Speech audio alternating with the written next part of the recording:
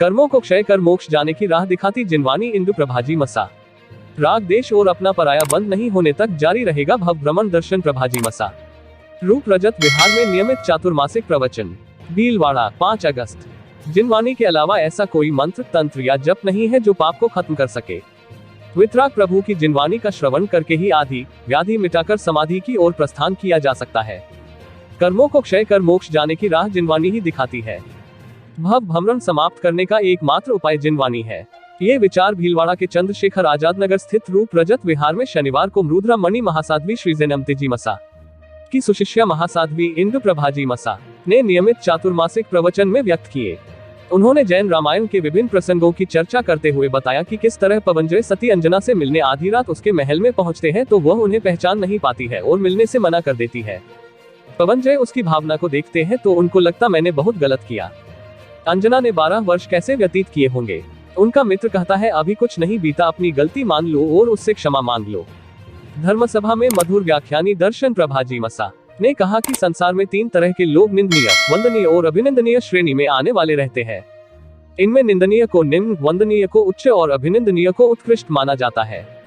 निंदा कार्य करने वाले को निंदनीय माना जाता है तो धर्म व सेवा के लिए समर्पित रहने वालों को वंदनीय माना जाता है। उन्होंने कहा कि सभी अवगुण खत्म कर अष्ट कर्मों का क्षय कर तीर्थंकर गोत्र का बंद करने वाले वितरागियों को अभिनंदनीय माना जाता है। ऐसे अभिनंदनीय लोग ही मोक्ष जा सकते हैं। जब तक राग देश और अपना पराया बंद नहीं होगा भव भ्रमण समाप्त नहीं हो सकता। साध्वी श्री ने कहा कि हमारे भीतर के दुर्गुण मिटाने का लक्ष्य होने पर ही सफलता मिलेगी। समीक्षा प्रभाजी ने कराया श्रावक के 5 अनुव्रतों की पालना का संकल्प। धर्मसभा में तत्वचिंतिका डॉक्टर समीक्षा प्रभाजी मसा ने श्रावक के 12 व्रतों की चर्चा करते हुए 5 अनुव्रत अहिंसा, सत्य, अचौर्य, ब्रह्मचर्य एवं अपरिग्रह का आगार सहित पालना का संकल्प कई श्रावक श्राविकाओं को दिलाया। उन्होंने कहा कि व्रती श्रावक बनने पर ही हम स्वयं को जैन श्रावक श्राविका कह सकते हैं। उन्होंने कहा कि श्रावक के व्रतों की पालना आसान है और हम पूरी तरह नहीं तो जितना संभव हो उतना नियमों की पालना तो करनी चाहिए। मर्यादा में बंधने पर उसका महत्व बढ़ जाता है। श्रावक व्रत स्वीकार करने से हम उन पापों से स्वयं को बचा पाएंगे जिनके मर्यादा के अभाव में अनजाने में भागीदार बन जाते हैं। नवदीक्षिता हिरल प्रभाजी मसा की तपस्या गतिमान। धर्मसभा में बताया गया कि नवदीक्षिता हिरल प्रभाजी मसा की तपस्या गतिमान है और शनिवार को उनके 6 उपवास की तपस्या रही।